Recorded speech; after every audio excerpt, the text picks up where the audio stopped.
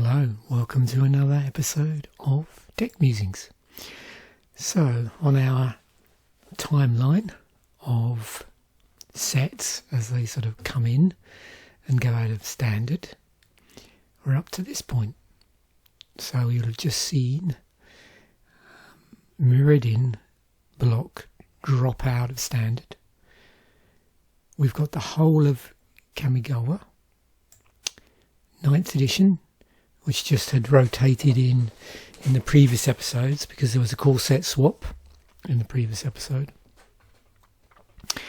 And we have the addition of something new, Ravnica City of Guilds. So the first of the original Ravnica sets. And also they did an interesting thing, which is going to make it a little bit easier for me going forward, a little bit more interesting, is that they moved Worlds to November, which means that they were playing this version of Standard at Worlds, as opposed to something more like this, where you've got, two full blocks. And why that makes it better, more interesting, is that up till now, because of that, when I've done like the first set of the block, the period in Standard where that had happened, a lot of the tournaments around that time were mainly like limited. So a lot of the tournaments where you can find deck information. So the cool thing is, because of this, we'll be able to find lots of deck information for this sort of period in the sort of standard rotations as they go through. So it should be good going forward. So we're in the period October 20th, 2005 to February 2006. So yeah, World Championships, Yokohama. At this point, just so we're clear, Magic had stopped, or Wizards had stopped producing World Championship decks. There weren't any. As far as I know. If I'm wrong about that, then yeah, someone please correct me.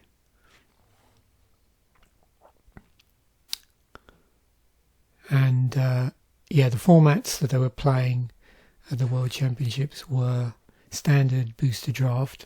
Obviously Ravnica had just come in, so there was Booster Draft going on, but there was Standard, and Extended, which is still around. And there's the final standings. The other thing is, that we also had a team competition as well at that point, and then as a result of everything, you then have this sort of pro player of the year standings. So the question is, what deck are we going to look at? So I'm going to go with this one. I'm going to go with the winning deck, Ghazi-Glare.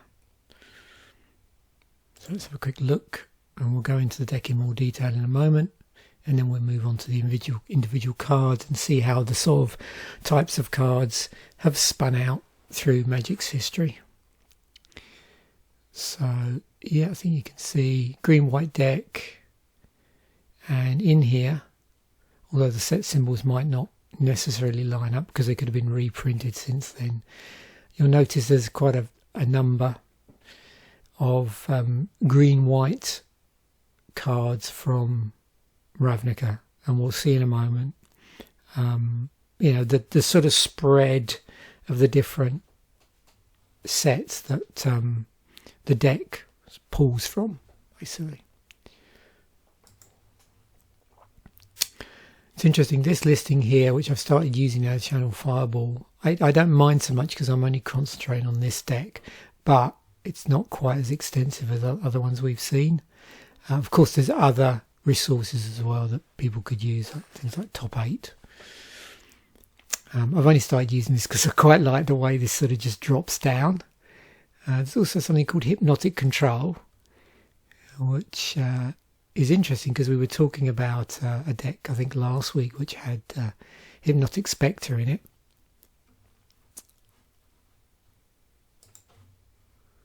This also has it in there. So this is what yeah, blue, green, black deck. Black, green, blue.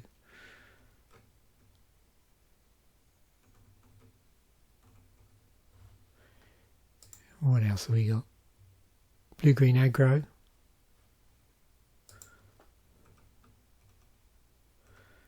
You can see there's quite a few elves making appearances.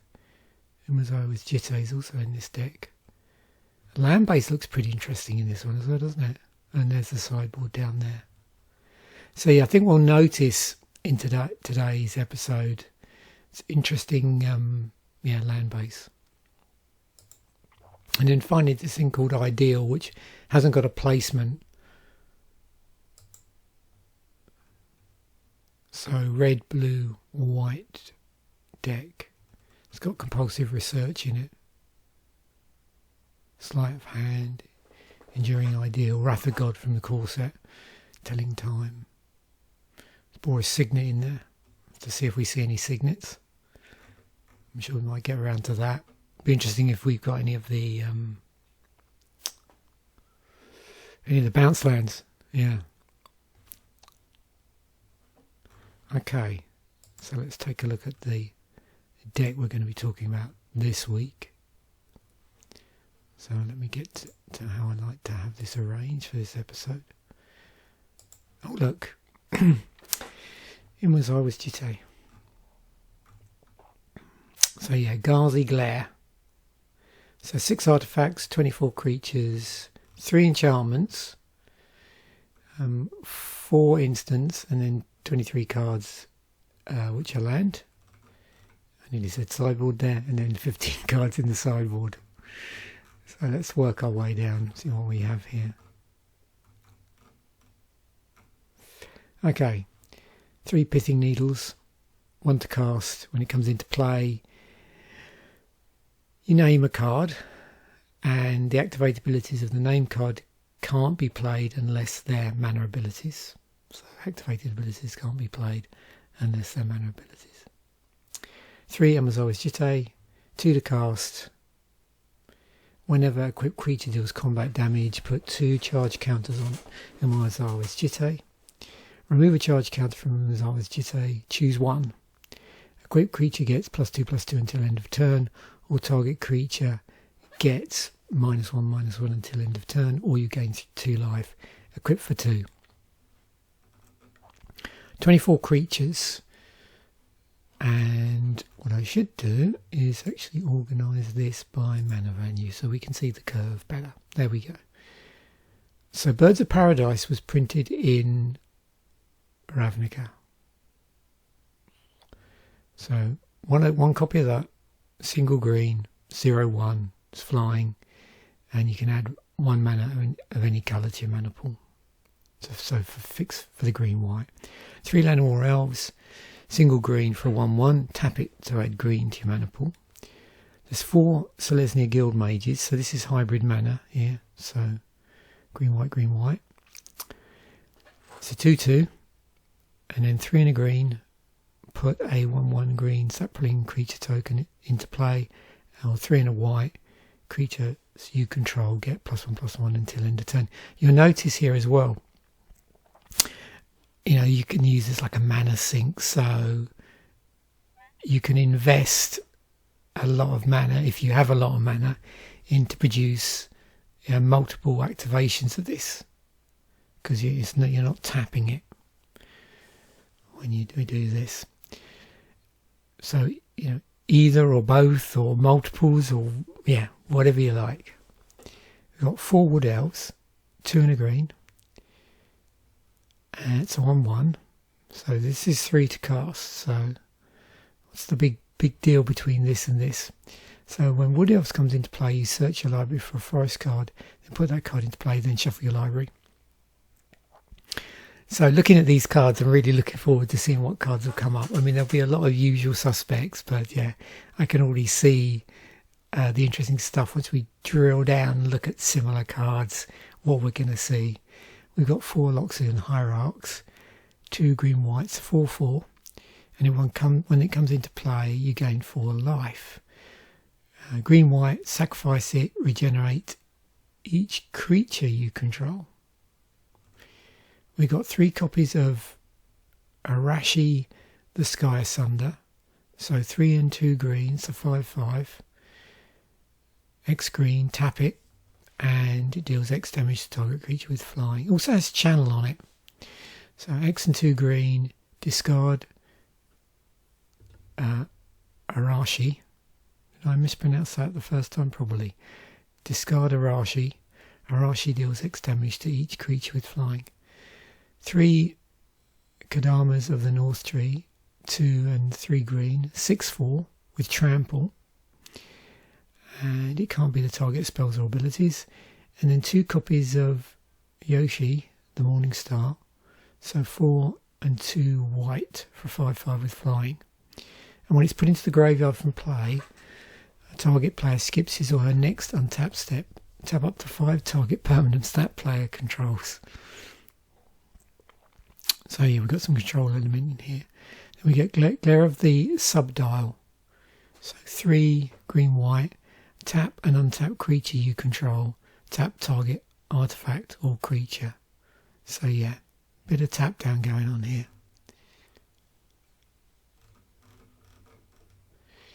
Instance Congregation at Dawn, 2 copies of that. So you can search your library for up to 3 creature cards and reveal them.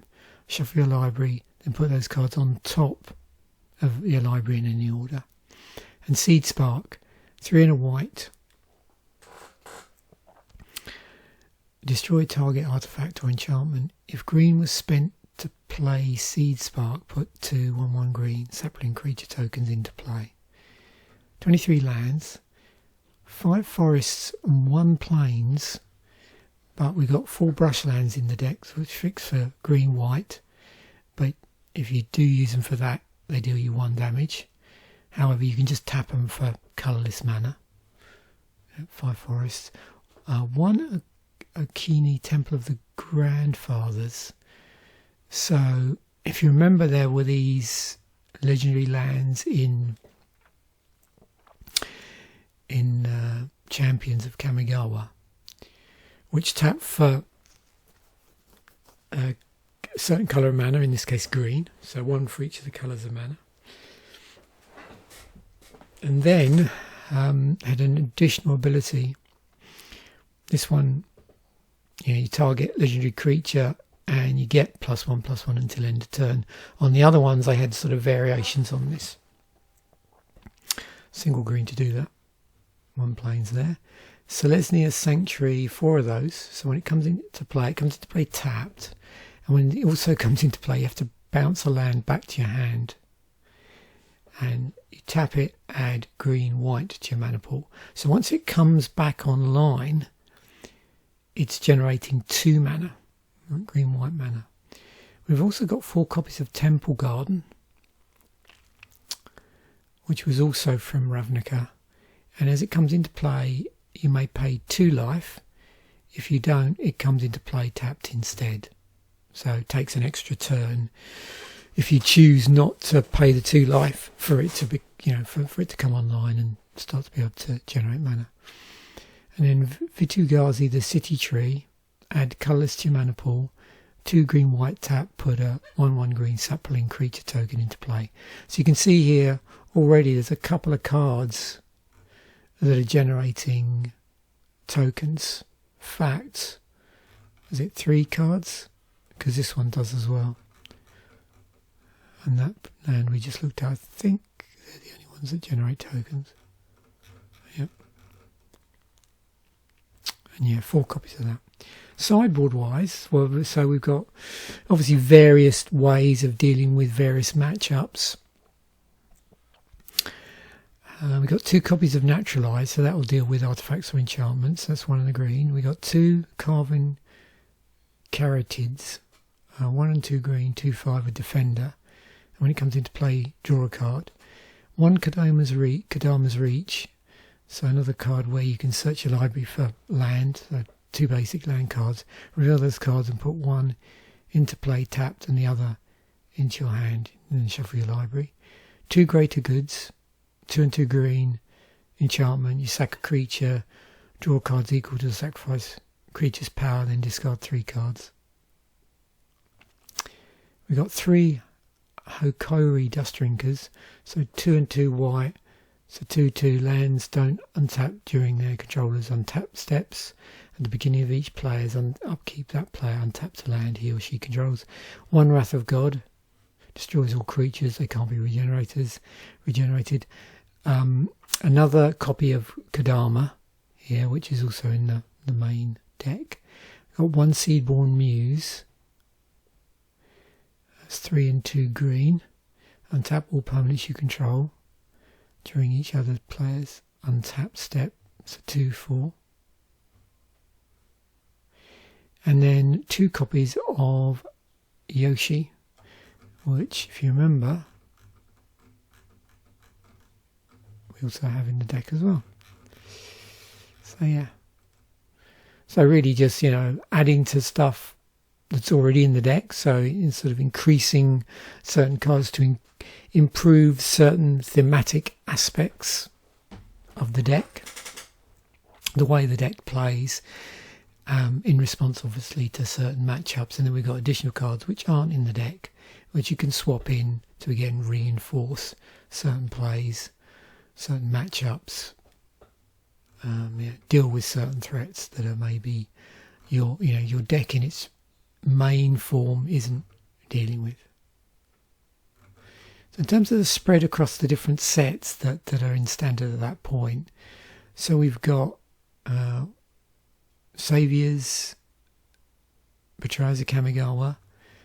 We've got some cards here from Ravnica, some cards here from 9th edition, some cards here from Saviors, Champions as well. Yeah, more Ravnica. So yeah, in the main deck we've got at least 1 copy of a card from each of the sets that are in standard. I was just looking to see, for the mana base. So 9th edition, Ravnica, and this one from Champions. Yeah.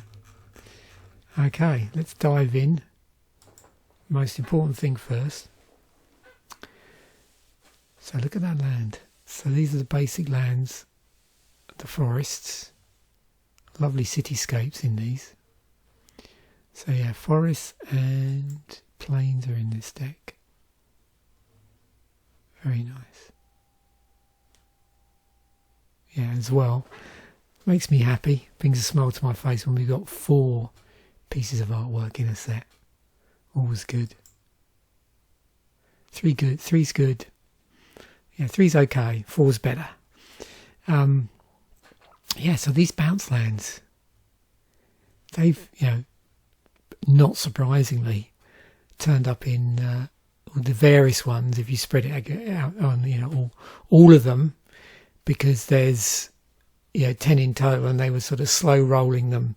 If you remember, anybody that's familiar with Ravnica, what they did was there were certain colour combinations that were predominant in each of the sets. So for the first set, I think it was 4 of the 2 colour combinations, and then I think it was 3 and 3.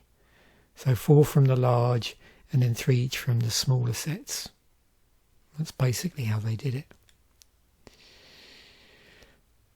So let's have a look and see how this is categorised.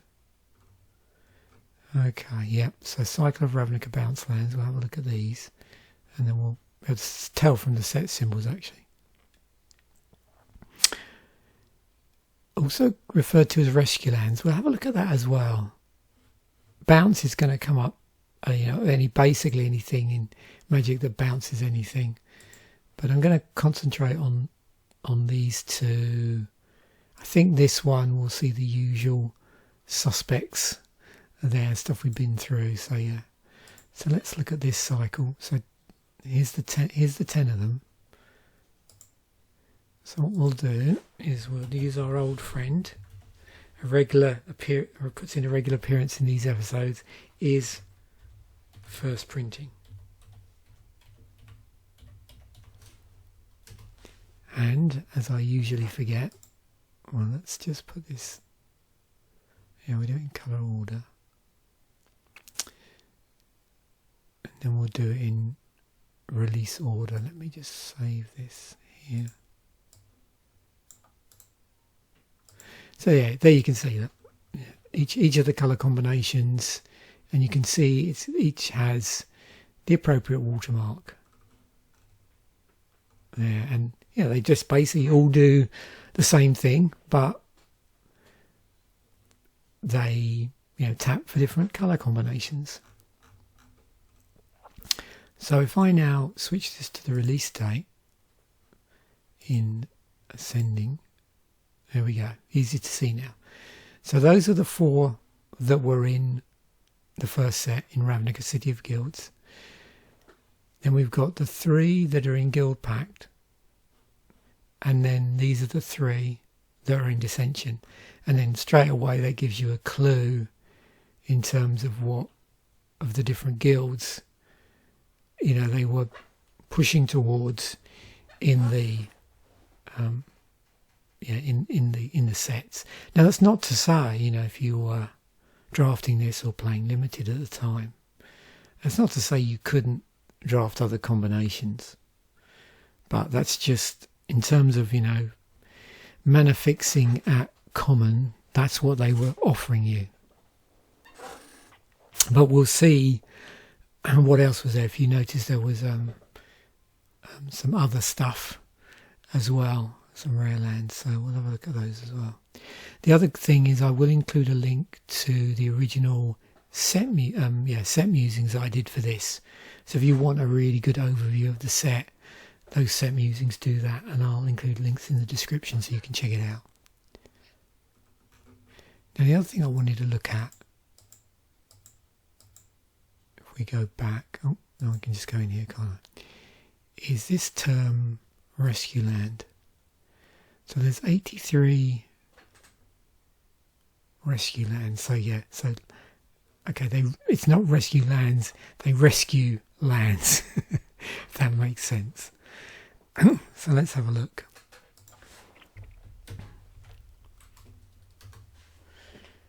Okay, sending by release date. So cards that in some way rescue a land. You can see there's quite a few that do this. Now the interesting thing about this is obviously the wording's really important. Because some can be quite specific. So this is nice because it's saying when it comes into play, return a land you control to its owner's hand. So there's obviously some clever things you can do to stop that necessarily being as big a downside as it can be by bouncing back to your hand a land that you might want to recast because it has some sort of ETB on it. And I'm talking here outside of standard necessarily, because there may be not necessarily lands that were in standard at that time where that would necessarily be the case, where they would have a cool ETB on them. But that's the idea of this is, obviously you can use it to for whatever reason you want to rescue a land, as it's calling it, just basically get it back into your hand. Now, some of these cards may well stipulate the type of thing that you can, in inverted commas, rescue. The other thing I'm always curious about is lands that actually just do it. So let's slim this down a bit.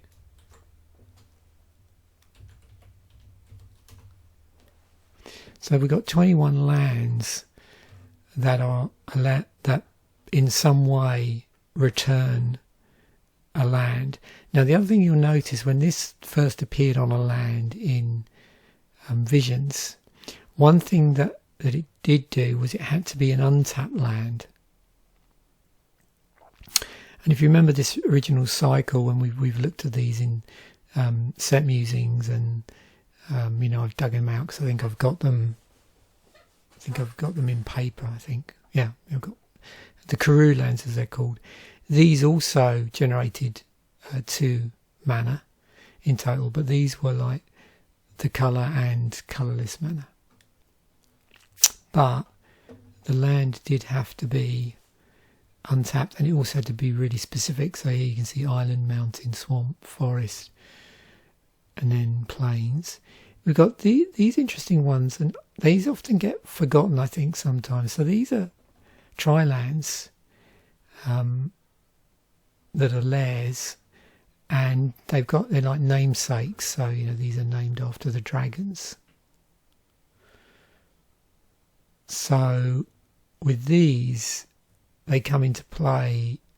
When they come into play, they get sacrificed unless you return a non-lair land you control. So again, specific, but not quite as specific as these. So as long as it's a non-lair land.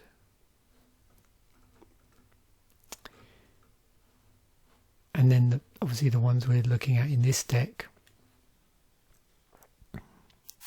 You notice for these, you can return any land. So basic lands, anything with a type of land on it. And then this one, which is Guildless Commons, comes into play tapped. When it enters the battlefield, return a land you control, again any land. This one taps for double colourless from Commander's Legend. Okay. Glare of the Subdual. Did I miss out? Yeah, let me drag that over a bit. We'll talk about it a little bit later. Okay, because I want to talk about these. So Temple Garden. It's cropped up a few times. It was in Return to Ravnica. Different artwork. It's in Guilds of Ravnica. You can see it's a higher rarity there. But this is before the days of mythics. But yeah, it's a rare. So Shocklands. And so better than Elfin Palace. So this is one of these sort of tap lands which have, been reprinted, and there's, what do you call them, functional reprints of them as well, like this one. Tranquil Expanse. So yeah, if you look at it, same card, but there's no sort of get out of tapping option here like this one. And then it's obviously worse than a Savannah, because this is one of the the OG dual lands. Now the other thing to notice with this, and I've pointed this out before, you can see here it does actually mention forest and plains as well, which is important when you've got, as we saw a moment ago, cards which mention specific land subtypes, land types, forest, plains, mountain, that sort of thing. So it makes it, when stuff like that is played in combination with these, you get extra utility, extra functionality, synergies, however you want to think about it, which you wouldn't get if this was just a straight land. So yeah, always worth, whenever they do things like dual lands, keeping an eye out to see whether it's got additional like land types, land subtypes on there as well. And as we saw with the lairs, it also might mention something about other things in the rules text as well. So let's look at the Shocklands. So 10 Shocklands. Again, let's see how they were divvied up across the sets.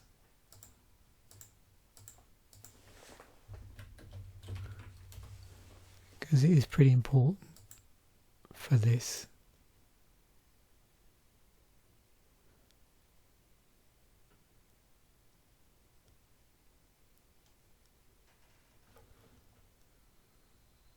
So Ravnica City of Guilds. You'll notice here, there's Overgrown Garden. overgrown garden, overgrown tomb, sacred fountain, temple garden, watery grave. 3 more, godless shrine, steam vent, stomping ground, blood crypt. Godless shrine, steam vents, stomping ground, and then finally blood crypt, breeding pool, hallowed fountain. Now let's just double check something. See if I can find the right flipping things here.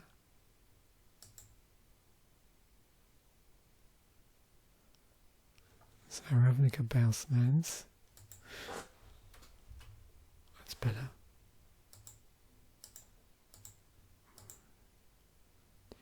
Let me just check this. Make sure this all sort of how this lines up. Okay. So what do we have? Red, white, blue, black, black, green, green, white. Red, white, yeah, blue, black, green, white, black, green. Just wanted to check they haven't done anything a bit strange, you know, like gave you additional outs if you wanted to do colour combinations. So yeah, very much drawing you towards those colour combinations. Because sometimes you see that in sets, don't you, where it is a certain sort of 2 colour combinations, but then they'll do something else with sometimes like higher rarity lands or things like that. So interesting to see.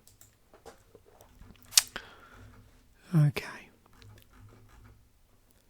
So shocklands. Oops. Let's have a look. Go a bit deeper here. So what else do I want to see?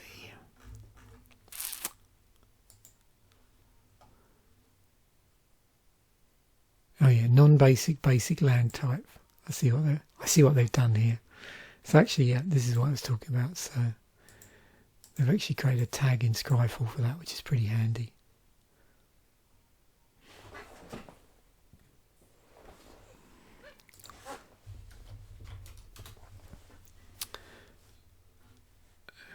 Yeah, you can see on this one it's got counts as both mountains and swamp.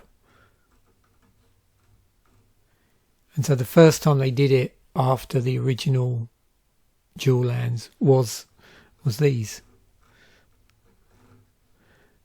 cards. And then we saw it again on the Dryad Arbor. It's a land creature, which is pretty unusual.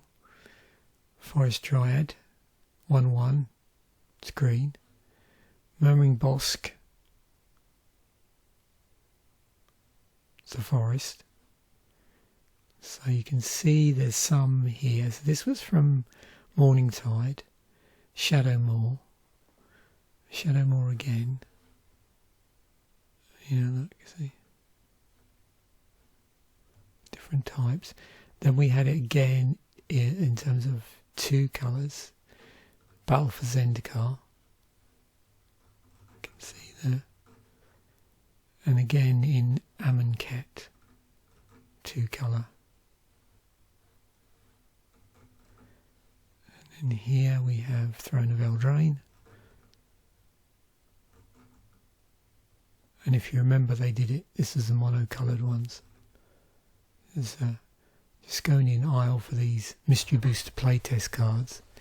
And then these triomes. So this was like the 3 colour version. This is the first time they actually done it with, specifically naming the basic land types for tri-lands.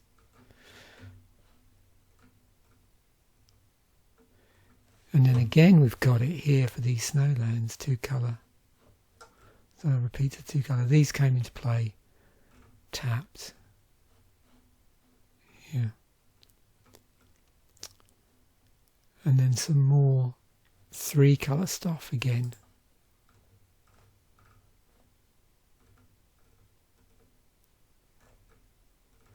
Yeah, more 2-colour and so on.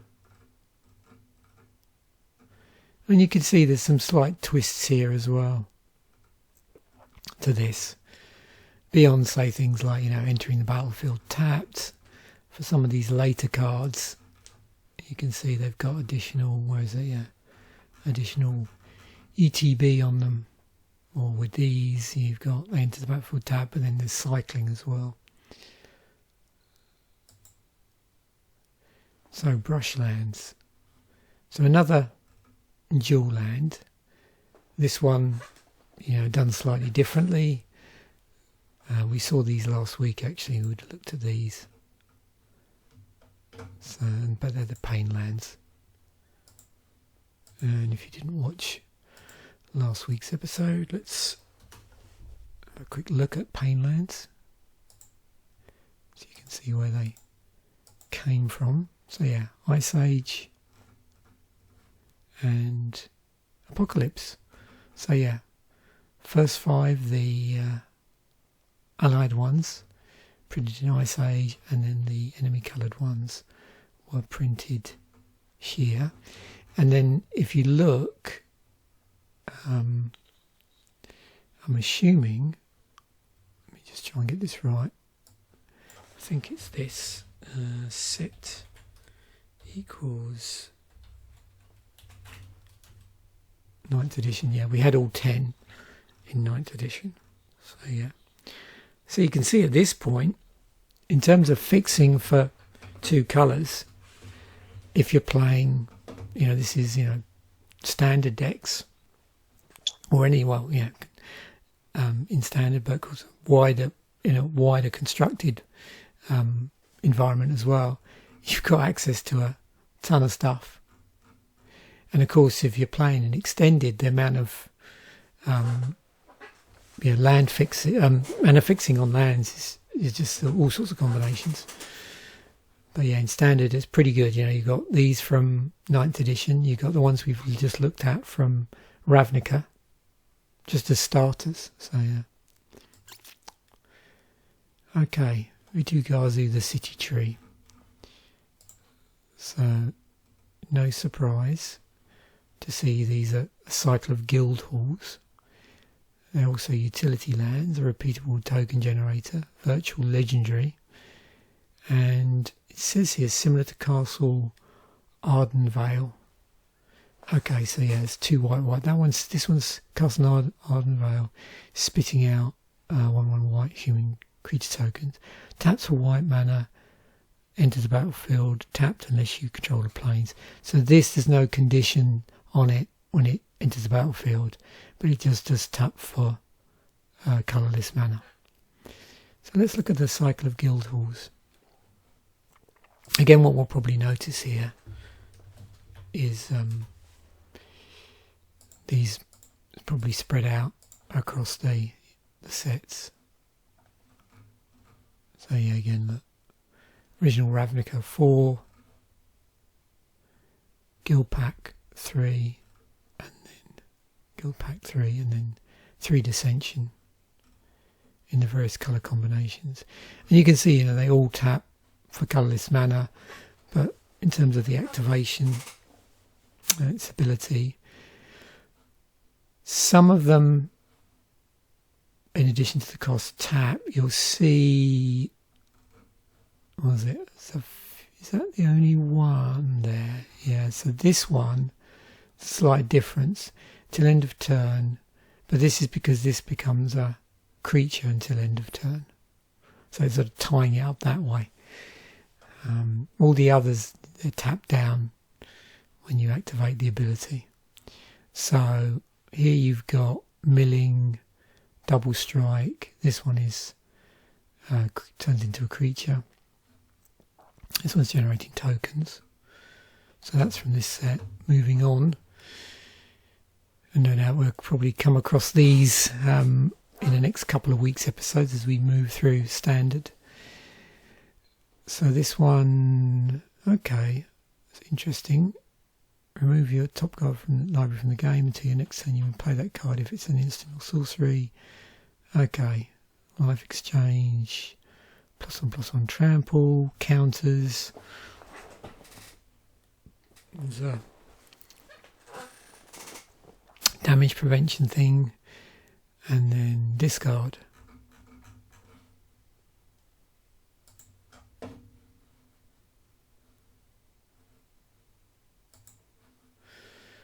Okay. So I'm sure, yeah, I've looked at these before, and I'm sure that, let's just see, I'm curious now, like, which lands are repeatable token generators in Magic's history. Yeah, so I started with Chajul, I can never say this one, Goldoran Outpost. There we go, I just chopped the J.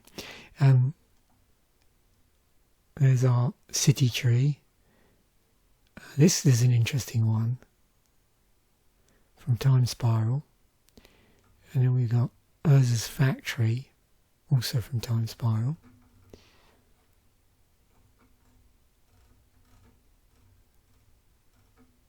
Of course, these may well be part of a wider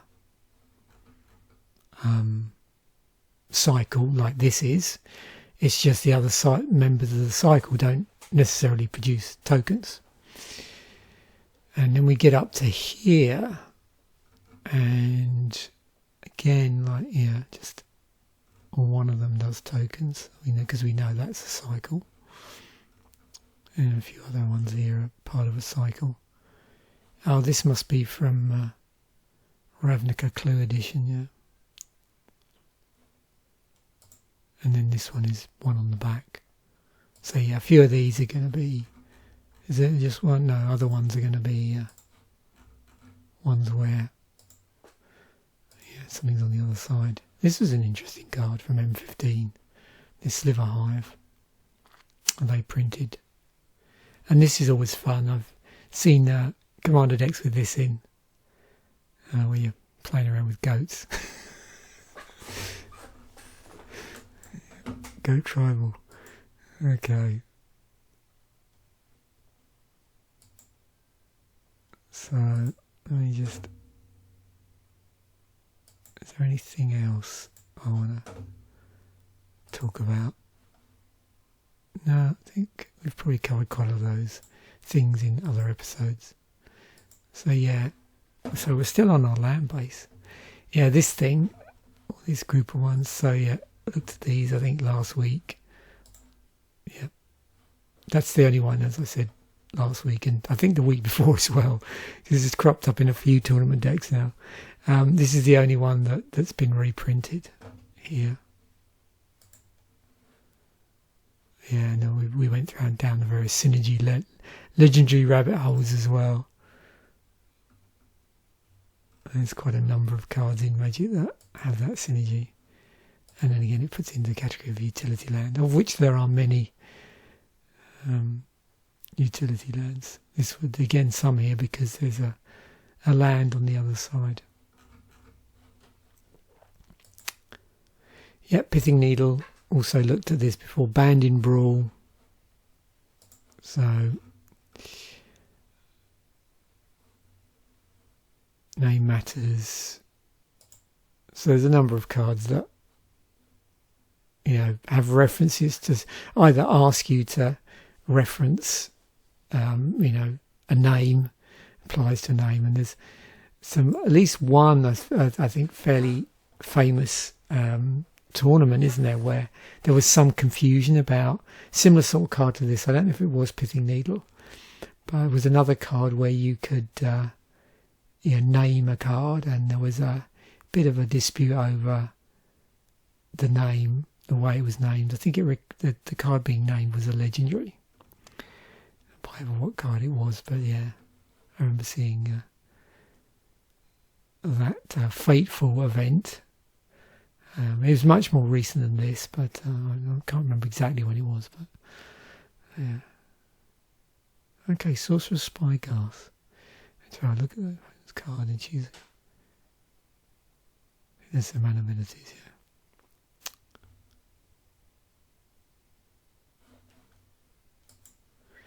Glare of the Subdual. As in these guild kits.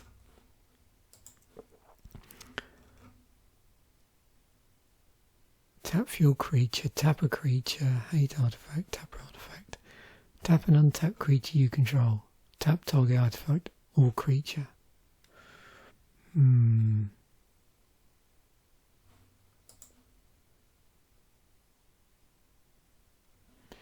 Yeah, there's quite a lot of those where you're tapping a creature as fuel. Obviously through Convoke. Let's look at the history of tapping creatures for fuel. Well, we've been here before, but I'll quickly revisit it. So yeah, way back to energy tap in Legends.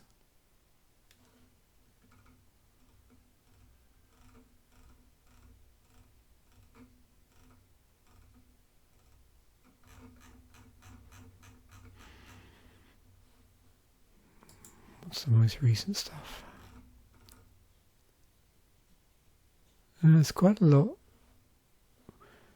under that tag in Doctor Who stuff.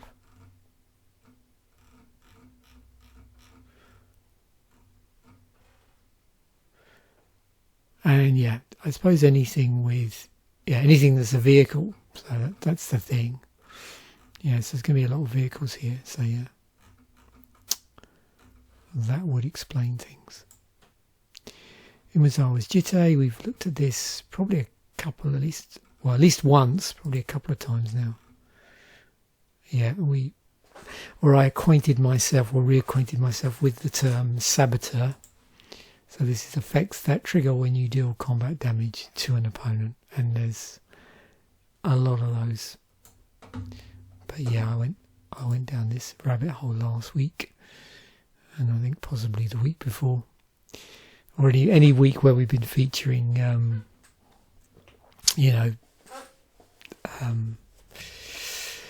periods where this has been legal in the format that we've been talking about, which will be mainly standard, although occasionally, as you know, I do feature block constructed decks. And yeah, a lot of cards feature this ability to remove creatures by interfering with their toughness.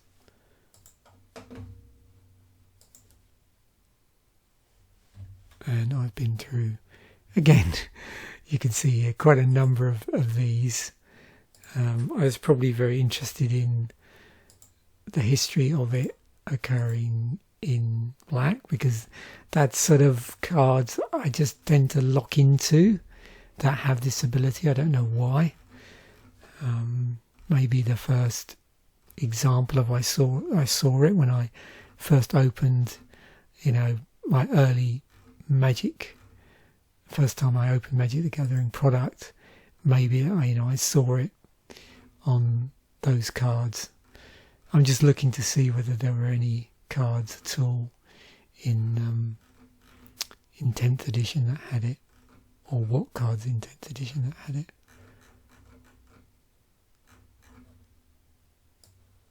And of course there could have been reprints as well, because I got first printing. So, well, I suppose one way I can do that is to do this again, set.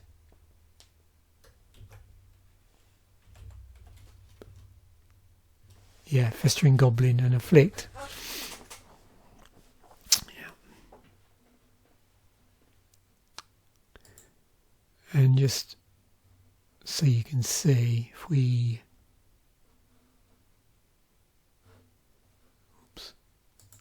go back. Yeah, so this is a -1/-1. And again, you can, if we were to do that, we'd get an idea of how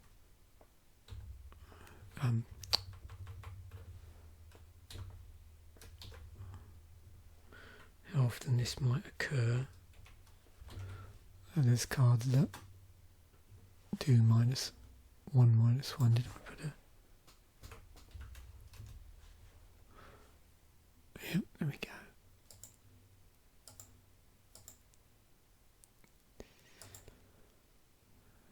It's a thing. There we go. Grandmother Singia. First cropped up one.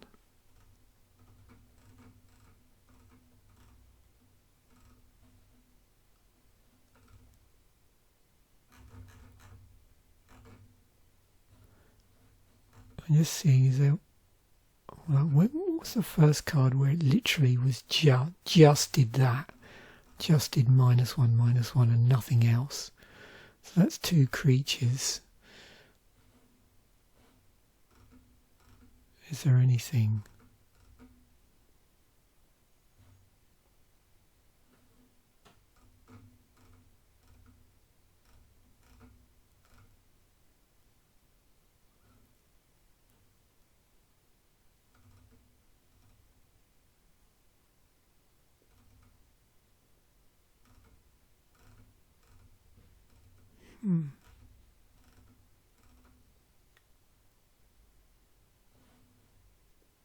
Stabbing Pain taps it as well. Looks like most of the time it's something additional, doesn't it?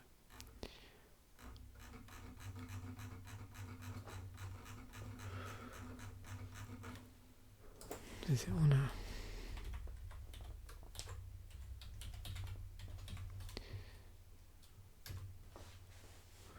$32 instants with it on. So when you get it at instant speed, looks like it's always teamed up with something else.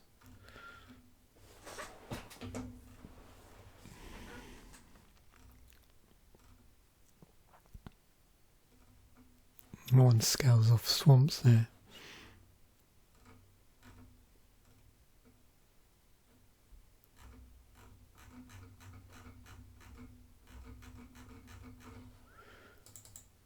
See it on a sorcery.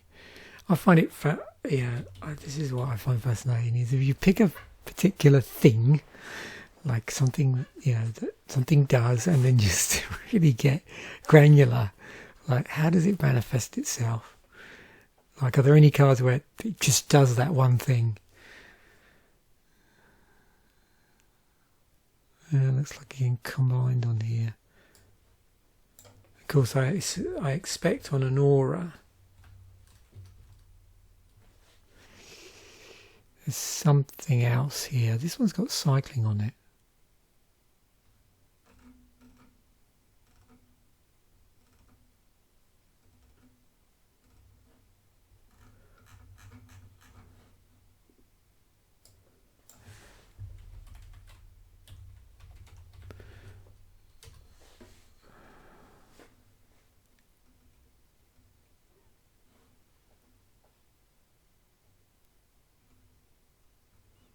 It puts a -1/-1 counter on the target creature, but then it has this additional proliferate on there.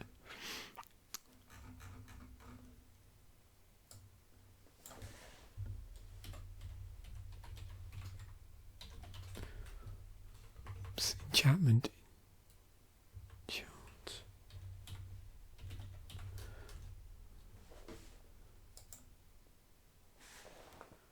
Let's just take out auras.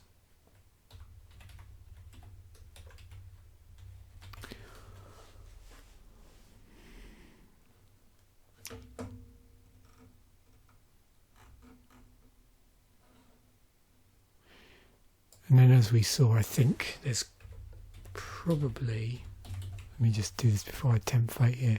Yeah, there's probably quite a number of creatures in it which have it as a, like bolted on effect, like rabid rats.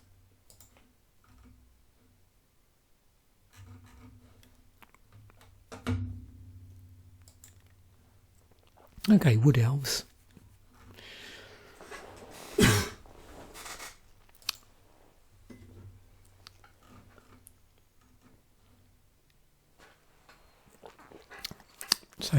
bounce ramp. So you search your library for a forest card, then put that card into play, then shuffle your library. So similar to Yavimaya Dryad, there's also Forest Walk on it. Similar to Silverglade Elemental. Also Nature's Law and 3 Visits do a similar thing, but without the benefit of having a creature there. Tutor land to battlefield. So if we were to do this, for example, and then this, and then this.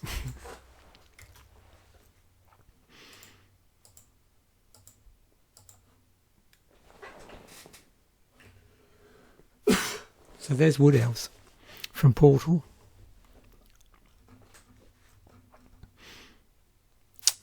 And the one that springs to mind is Sekiri Tribuilder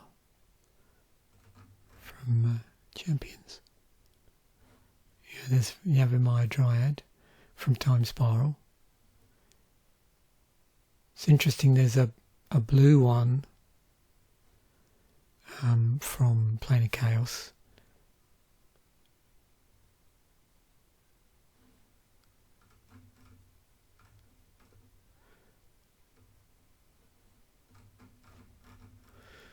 But yeah, I'm sure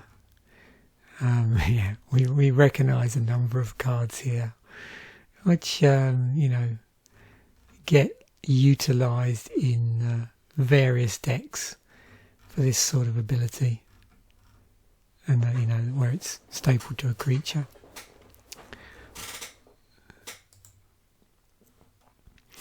Oh, Arashi. I think some of these legendaries I've probably covered quite a bit. Okay, activate from hand. Interesting. Look at that. Oh yeah, Hurricane on here. So it's Hurricane effect. 8 flying, removal creature burn. What's this? It's better than that. Oh, 5/5. Okay, that's why it's comparing it. And a mirror of Jawari. So activation from hand.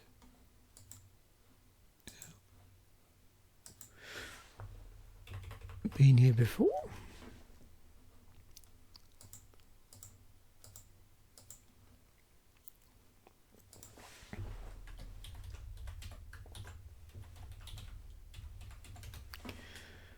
So where is it in the grand scheme of things?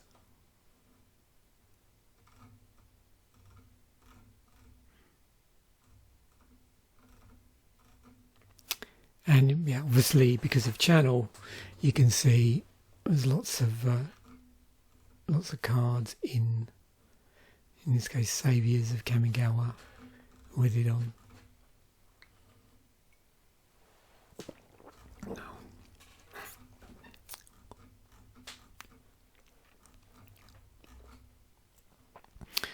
So first turned up in on a creature in Elvis Spirit Guide, that sort of effect. Oh, there's Simian Spirit Guide.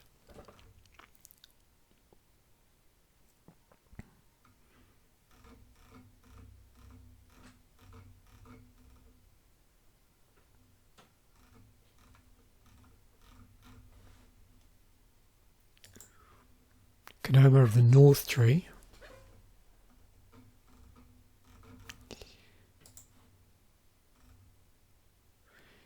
There's evasion and French vanilla on it. Can't be the target of spells or abilities. And with this, if we do so, creature, and then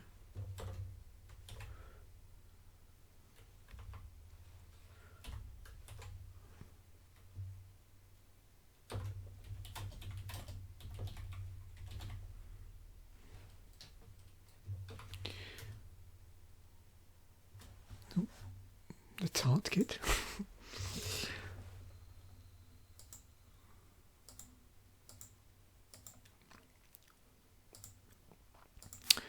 So Lurker may not be the target of any spell unless Lurker was declared as an attacker or blocker this turn. So a bit of condition attached to that. But just if you're curious here of other similar stuff.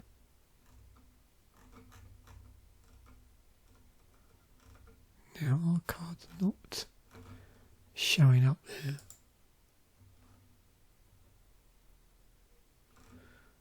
Let's just have a look and see if this has been reworded. Yeah, so Shroud. Okay, that makes a lot of sense. So these haven't. That's why. So now if I do put in that. So it's been errated with a keyword. So you can see we've got a lot more now. First started around Time of Fallen Empires.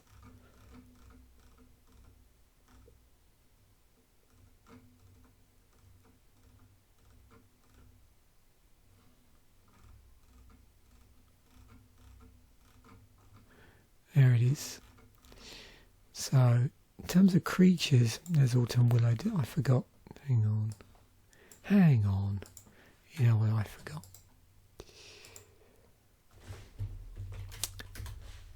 So, yeah, it's better. Fallen Empires. Yeah, Autumn Willow was in Homelands originally. That's more like it. I got Morphling with all those abilities on it.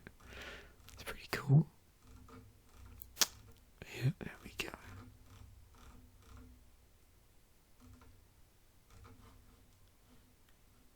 Yep, so there's a few there from Champions. Awesome. Now I did suddenly in my mind, yeah. So let's have a look. So you got Shroud.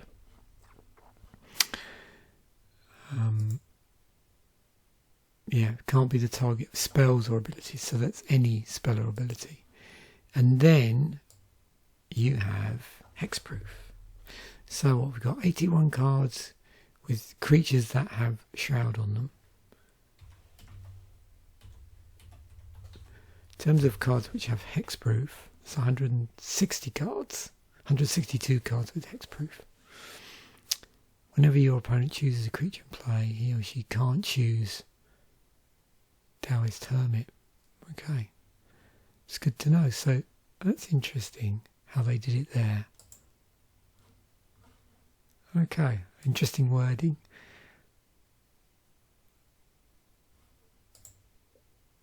$21. What's that one? 50. Legendary. So yeah. And you can see here, you know, how it was worded before they actually keyworded it here. So keyworded around about here.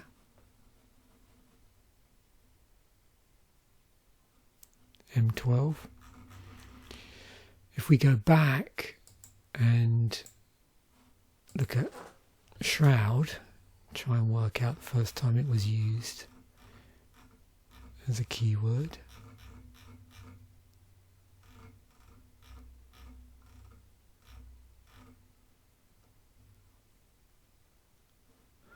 Oh, here we go. Shroud, Shroud. Yeah, so here, basically. Future Sight. Okay, Loxodon Hierarch.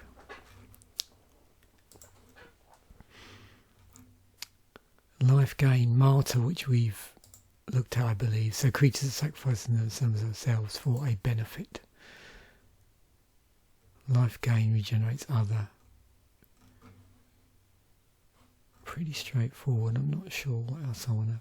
So it's interesting. It's a 4/4 for 4 with life gain, and you can sack it to regenerate each creature you control.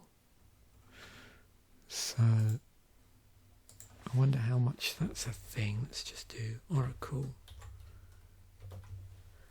regenerate each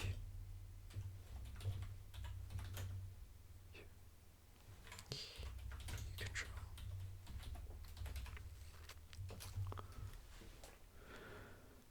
Four cards have it on it. And that's specific wording.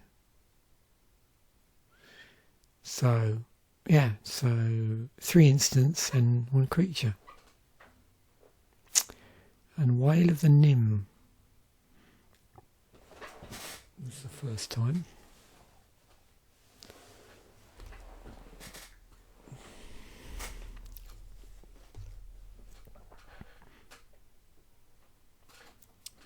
I don't know if it's in this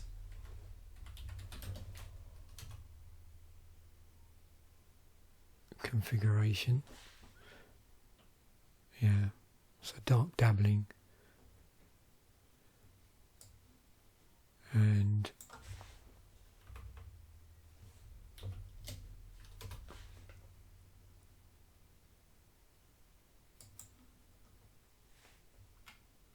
not quite sure what that would be for a single creature.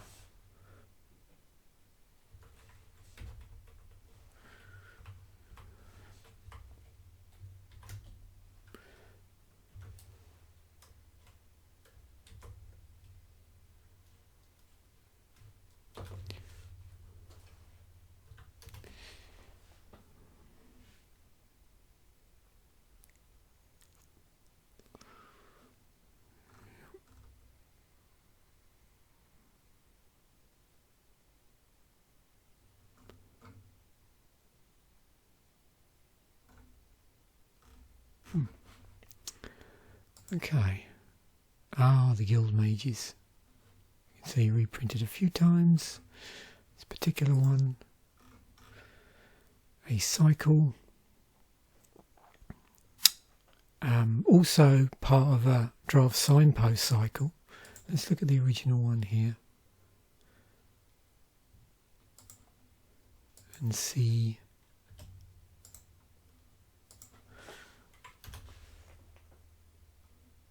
Again, you're probably going to guess how these are spread out. No surprises there, eh? So yeah, 4 from Ravnica, 3 from Guildpact, and then 3 from Dissension.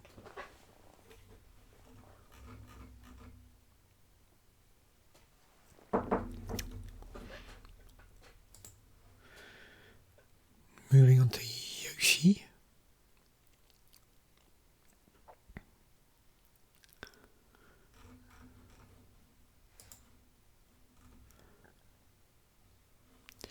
Cycle of those check dragons. You can see they've been reprinted quite a few times. No doubt. Yeah, I've been down this rabbit hole.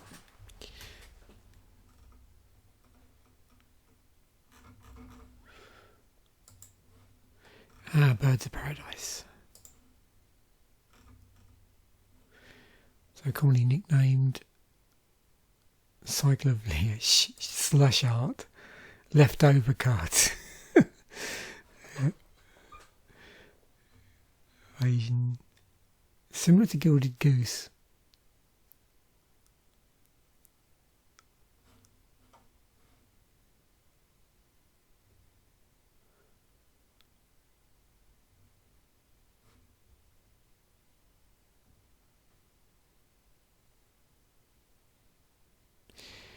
And of course what's commonly known as a mana dork, of which there are many, and something we've looked at on numerous occasions.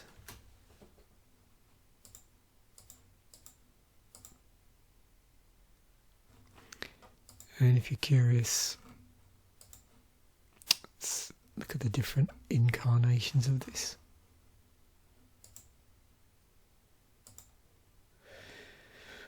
So yeah, here's all our original limited edition, like alpha, beta, unlimited, collector's edition with the square corners.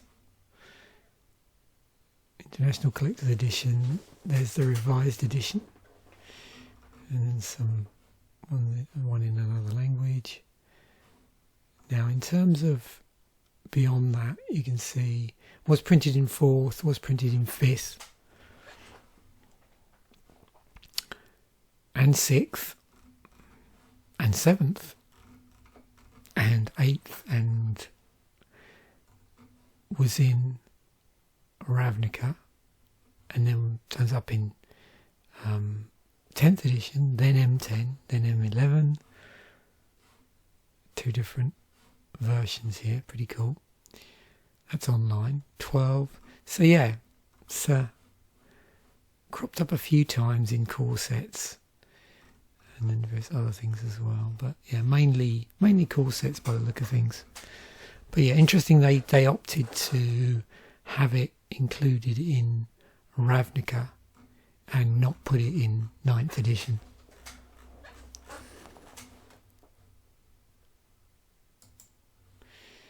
Yeah, Llanowar Elves, another mana dork, and we have looked at this before. It's funny, has identical token, cycle, spell shaped from future. Interesting. Oh yeah. Been down here before. And yeah, these were the ones that were on those spell shapers, which we covered in a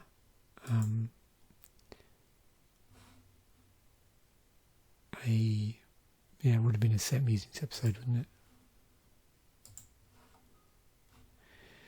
And yeah, all sorts of things that are similar to it throughout Magic's history.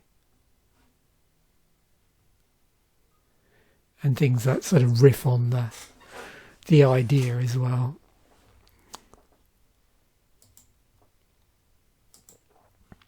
Seed Spark.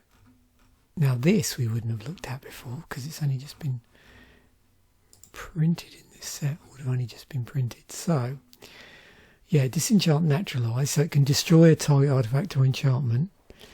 So 3 white, but also if you opt to spend green as part of this 3 mana of any colour, you get to put 2/1/1 green sapling creature tokens into play. So that's pretty cool. So what's this backward boost business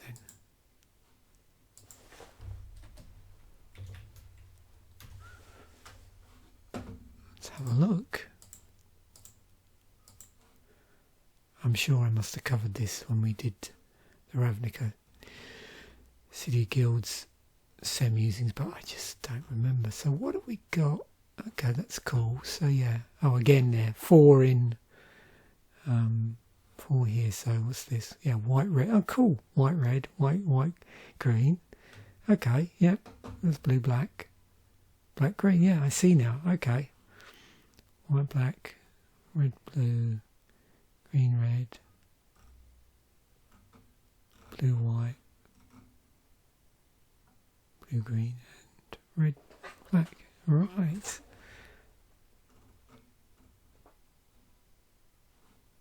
So yeah, all of these, yeah, if you chose to spend that particular colour as part of the casting cost, then you get the additional effect.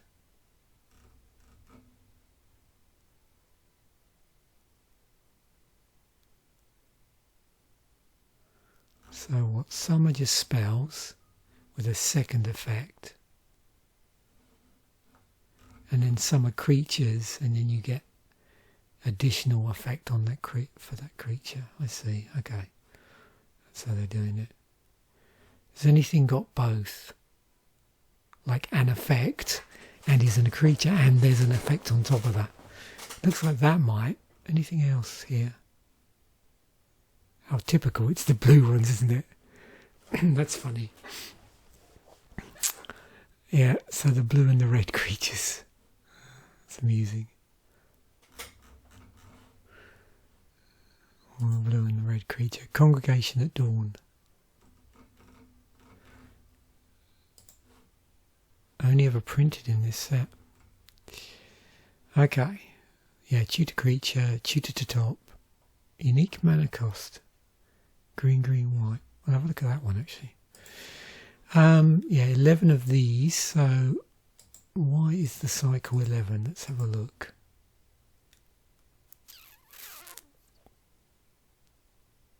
Okay. So this is interesting. So 3 in City of Guilds. 1, 2, 4 in Dissension. Did I forget? Hold on. Would help if I did this. There we go. It's more like it. Oh, hang on. No, even worse. 1, 2, 3, 4. So 5 in City of Guilds. 1, 2, 3. 3 in Guild Pack and 3. Okay, so I suspect then the additional one must be in here. Yeah, look, there's 2. Okay, there's 2 from Black Green. That's why then. Yep, okay, that makes more sense once I put this in. Okay.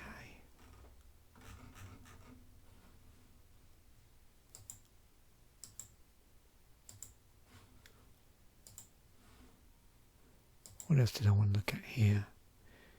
So, okay. When did we first get what is termed unique mana costs then?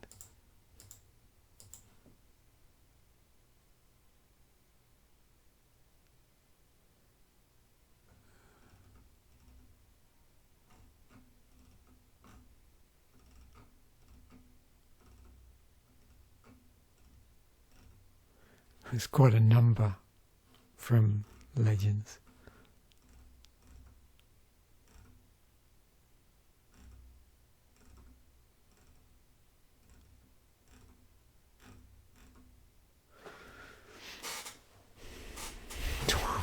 Blue with affinity for artifacts. That's funny.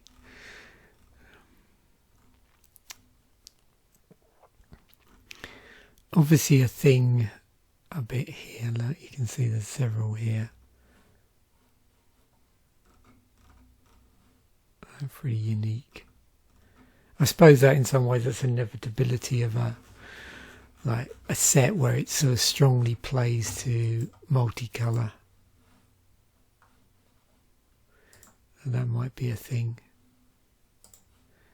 44 cards that tutor to the top.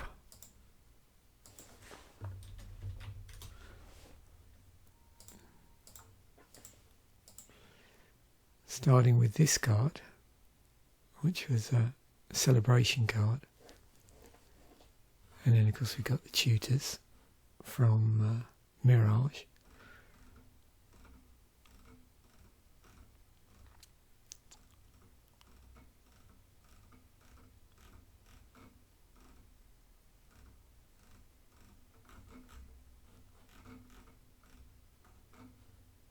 Compass gnome. Right. Wrath of God. So now we're getting into sideboard territory. So another card which has come up fairly recently. So I'm not going to go too far down the rabbit hole. So yeah, Day of Judgment is better than. That's the one that destroys all creatures for 2 and 2 white. This one for 2 and 2 white adds the they can't be regenerated clause. Also, yeah, Damnation is a coloured shifted version of that. Destroy all creatures, they can't be regenerated. And I think originally with Damnation, was it the case that first time it appeared, was here, Plane of Chaos, because it's colour shifted, and then it was really only available as special cards until we got to Modern Masters.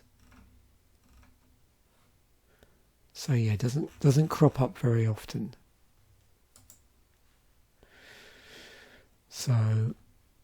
how much is an original?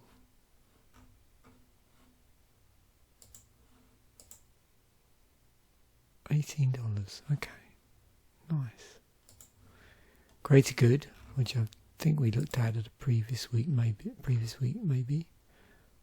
Let's see. Free sack outlet. Sacrifice a creature. Okay.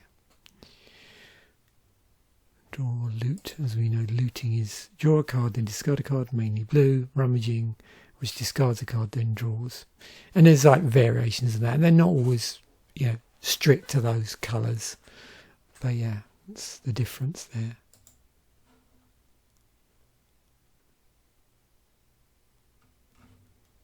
USG storyline cards. Okay.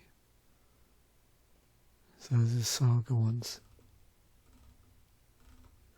I don't know how much the tags are done for storyline cards actually, and you'll notice in modern or sort of more recent sets they started putting a special symbol, didn't they, to indicate that it was part of the storyline.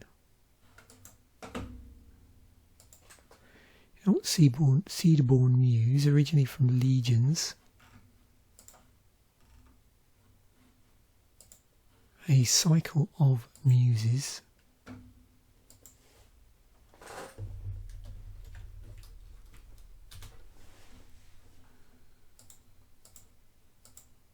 Which was from Legions.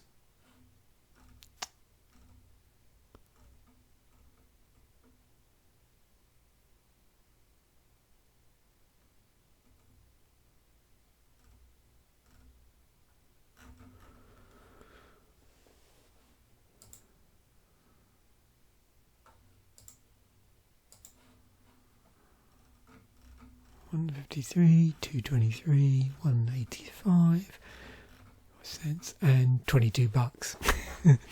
Okay.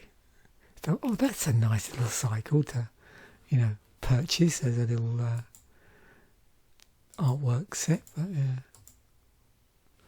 not surprising. One card is considerably more expensive than anything else. Okay. Oh, yeah. Of course, Prophet of Crufix. Yeah. It is similar to Awakening, which is an enchantment, and Unwinding Clock. Now, Unwinding Clock,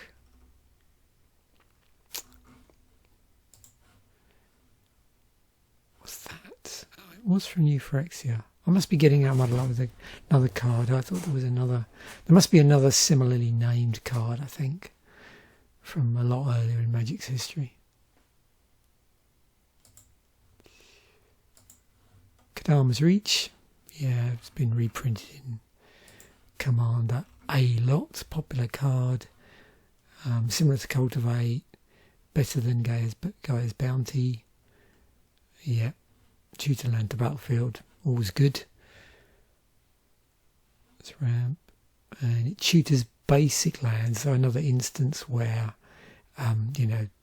types of land are being specifically mentioned on the card. Our old friend Naturalize. Interesting artwork on this.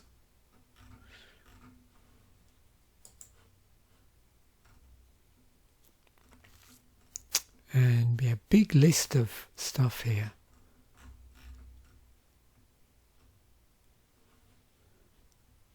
So it just shows you how much it crops up like on other cards, maybe joined up with other things. So Appetite for the Unnatural, Broken Bonds,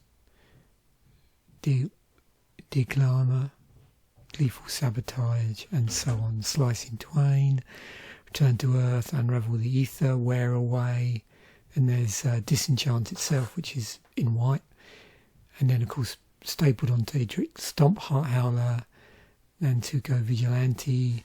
It's also Krosan Grip, which has Split Second, Nature's Claim, which has Life Gain on it, Seal of the Primordium, which you sort of sits there and you sack it, and then other cards that's either worse than or better than.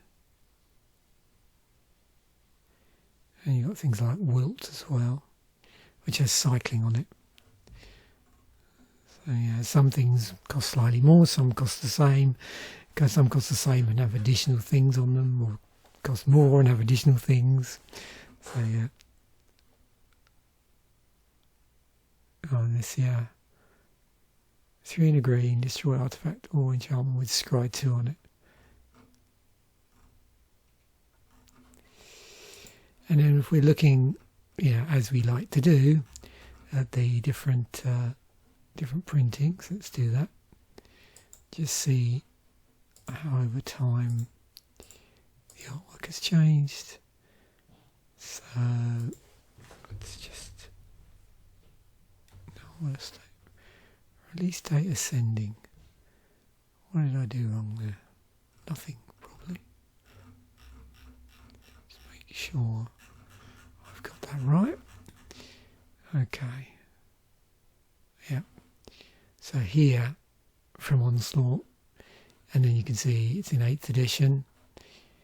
Different artwork for 8th edition, different work for 9th edition. But it does. They went back to the second artwork for 10th edition.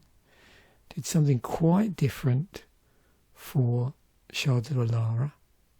This is interesting. So these are Salvat 2005. But same artwork, obviously. Back for M10, back to the second artwork. Then for Rise of the Eldrazi themed. So they definitely use this style quite a bit. There's M11 again, M12, different artwork for Innistrad. And then they repeated that in M13. And this appeared in Gatecrash, and back to the second artwork for M14, 15, and then new artwork again for Khans of Tarkir. Dragons, Rivals, what's this? Elves vs Inventors, so they did different artwork still for that dual deck. And then M19, and this is Alchemy, Horizons, Baldur's Gate. So yeah, interesting how that's changed over time. Although so you can see certain ones that they go back to. Carven Caryatid, I think that is. Okay. First time we would have seen this card then. Oh, of course, similar to Wall of Blossoms, yes. It's Defender with card draw on it. It's a cantrip. Yeah, cards which lets you draw a card as they resolve or into the battlefield. I think I might have mentioned this before. Wasn't it the case that early on it tended to do it at the beginning of the next turn rather than at that point? But then they stopped doing that.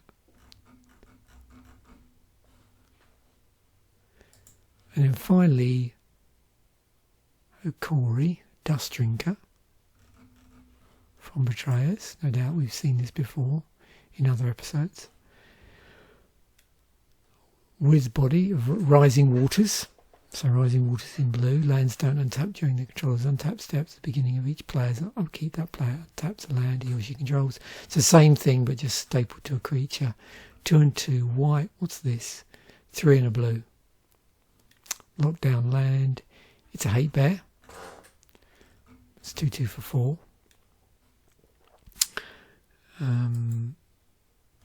Yeah, interestingly, only 10 cards here, and I think I would have spoken about this before, because anything that locks down land can make the game pretty miserable. We've seen mole worms before. No doubt we've also seen things like choke, and you've got mana leech. So something they sort of tended to stay away from.